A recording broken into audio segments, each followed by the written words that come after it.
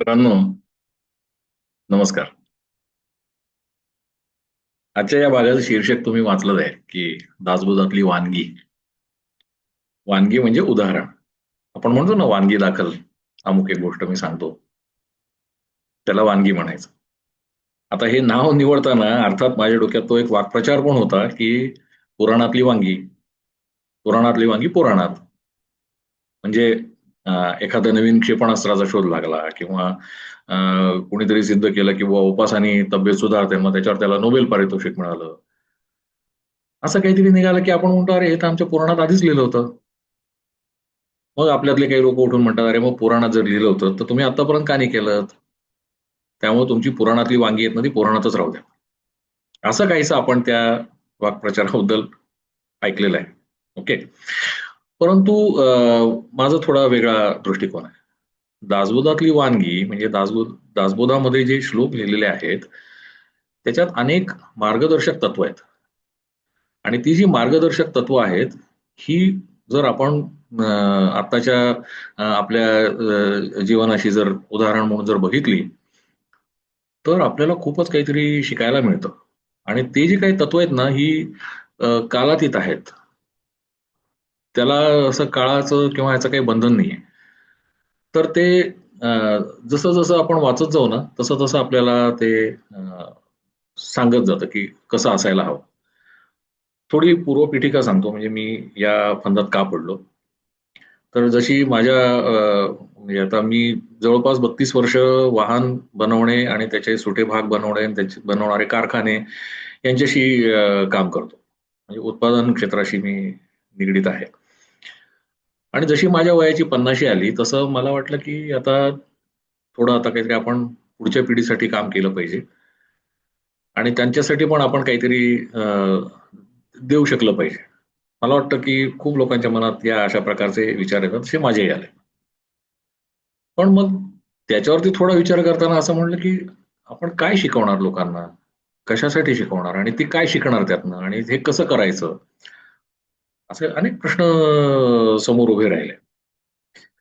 आणि मग असं जेव्हा आपल्याला काही काम करायचं असतं, तेव्हा आपण काय म्हणतो, की आपण अनेक अनुभवातनं शिकलो. अ, अनेक निर्णय घेतले, ते चुकीचे होते, ते बरोबर होते. कधी अपयश मिळालं, कधी घवघवीत यश मिळालं. कधी आपल्याला आपल्या वरिष्ठांनी शिकवलं, कधी आपल्याला आपल्या सहाध्यायी लोकांनी शिकवलं, कधी आपल्याला आपल्या परिस्थितीने शिकवलं. आपण घेतलेल्या निर्णयातनं आपण शिकत गेलो. असं अनेक प्रकारे आपण शिकत गेलो. नुसतं तसंच नाही, तर त्याच्याबरोबर आपण वाचत असतो.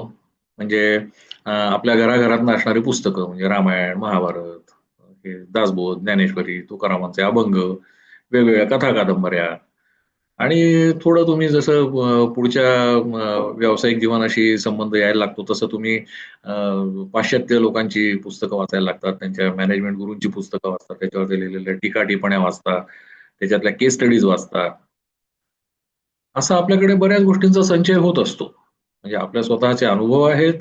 आपण वेगवेगळ्या ठिकाणी वाचलेल्या गोष्टींचे संदर्भ आहेत आणि मग हे सगळं आपल्याला नीट जर मांडता आलं, तरच आपण कोणाला तरी शिकवू शकतो, नाही काय? म्हणजे हा प्रपंच करायचा जर असेल, तर त्याच्यासाठी बरंच काहीतरी काम पण त्याच्याबरोबर करावं लागेल.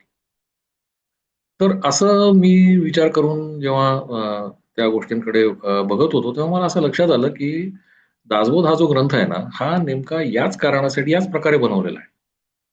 तसाच लिहिला गेलेला आहे. आता समर्थांनी देशभर उदंड काम केलं.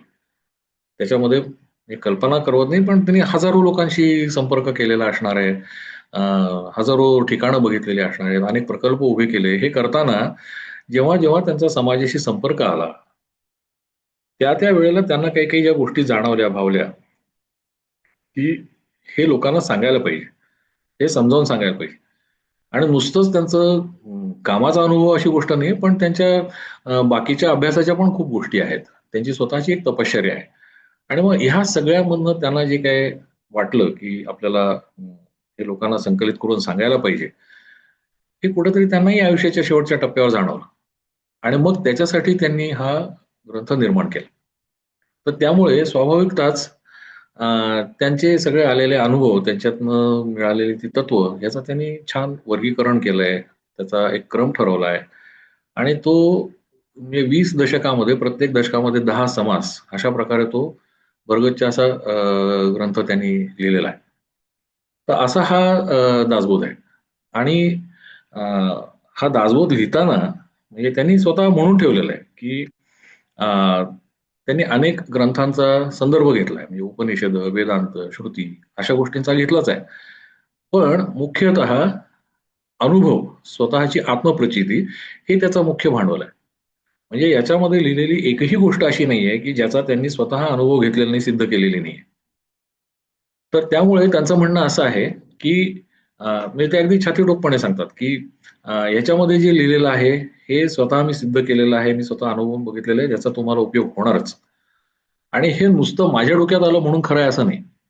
तर याला मी वेगवेगळ्या ग्रंथांचा आधार पण घेतलेला आहे. तो योग्य ठिकाणी अनेक ठिकाणी त्यांनी तो उद्धृत पण केलेला आहे. तर अशा सगळ्या संदर्भासहित स्वतःच्या अनुभवावर आधारित व्यवस्थित विश्लेषण आणि वर्गीकरण आणि उदाहरणांसाठी दिलेले जे काही ग्रंथ आहे, त्याला खोटं कोणी म्हणूच शकणार नाही. आणि जर तरी एखादा असलाच बुवा, की तो तरीही म्हणला, की "नाही, नाही, हे असं कसं?" तर त्याला सगळी शास्त्र चुकीची असं म्हणावं लागेल. इतकं ते व्यवस्थित त्या संदर्भांनी जोडलेलं आहे. तर हा त्यांना स्वतःला आलेला अनुभव सिद्ध जो काही हा तत्वांचा जो काही साठा आहे, हा त्यांनी नीट एका पद्धतीने मांडलेला आहे. ती ही दासबोधातली वेगवेगळी तत्व आहेत.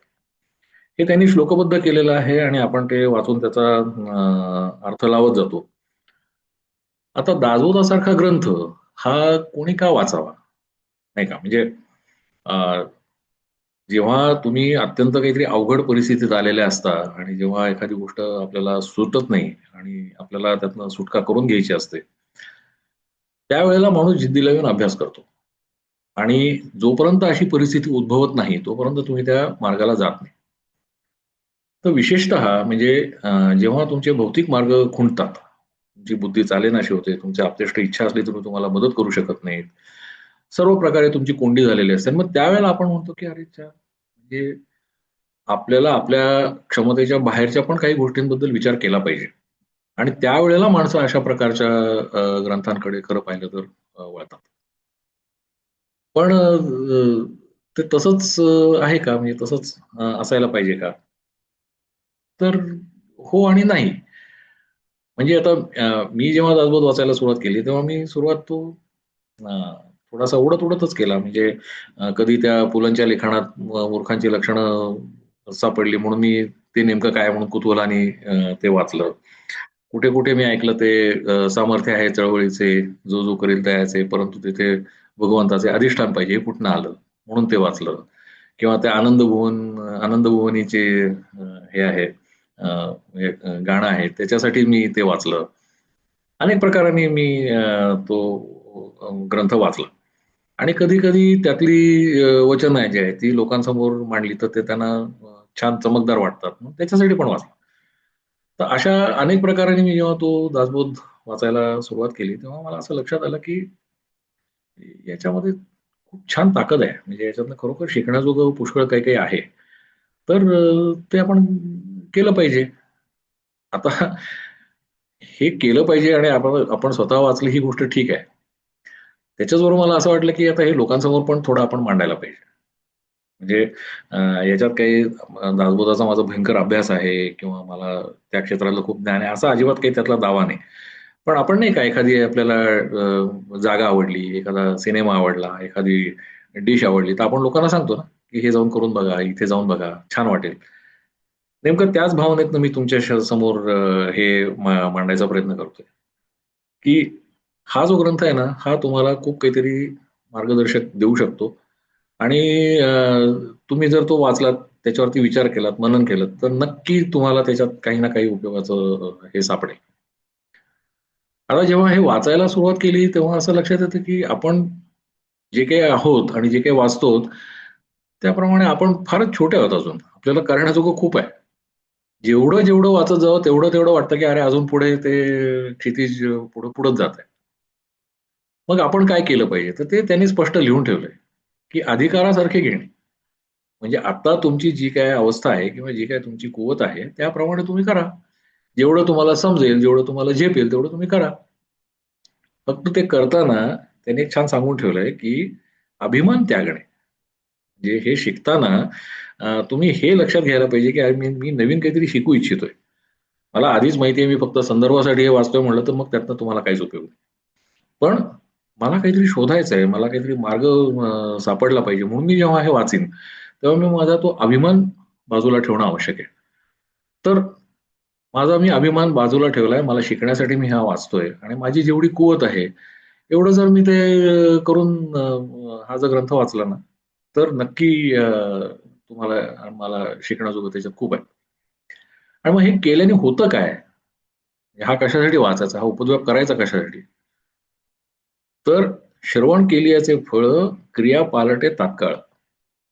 हे त्यांनी असं इतक्या आत्मविश्वासाने सांगितलंय आणि खरोखर सांगतो तुम्हाला काही काळाने तुम्ही जेव्हा ते आचरणात आणायचा प्रयत्न करू, तेव्हा आपल्याला ते जाणवतं, की आपल्यामध्ये बदल होतोय.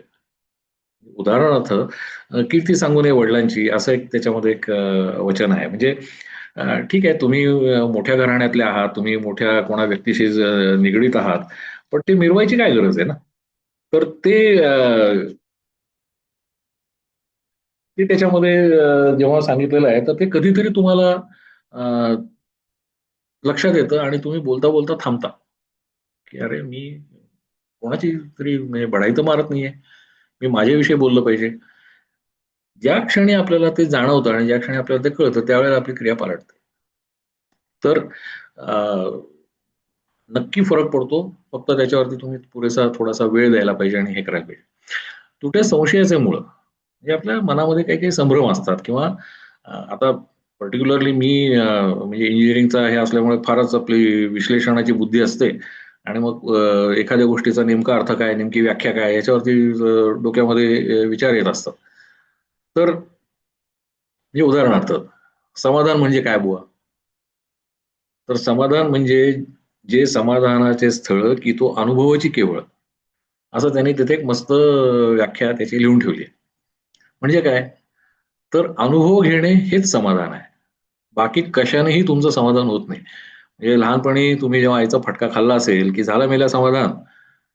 तर याचा अर्थ तुम्ही काहीतरी अनुभव घेतलेला आहे आणि त्याची तुम्हाला जी अनुभूती आलेली आहे, तर आता त्यांनी तुमचं समाधान झालं का? असं तुमची आई सहज बोलून जाते. तर ही व्याख्या आहे. तर अशा विशिष्ट व्याख्या, विशिष्ट अर्थ जेव्हा तुम्ही वाचता, तेव्हा तुमच्या डोक्यातले ते संशय जे असतात ना, ते निघून जातात. नासे अज्ञान, दुःख, भ्रांती, शीघ्रची येते ज्ञानप्राप्ती. ऐसी आहे फळश्रुती इये ग्रंथी. म्हणजे अ, हे जसं-जसं वाचत जाऊ, जसं-जसं आपण मनन करू, त्यातल्या काही गोष्टी आपल्याला आत्मसात होतील. त्याप्रमाणे आपल्या वागण्यामध्ये आपोआप बदल होत जाणार.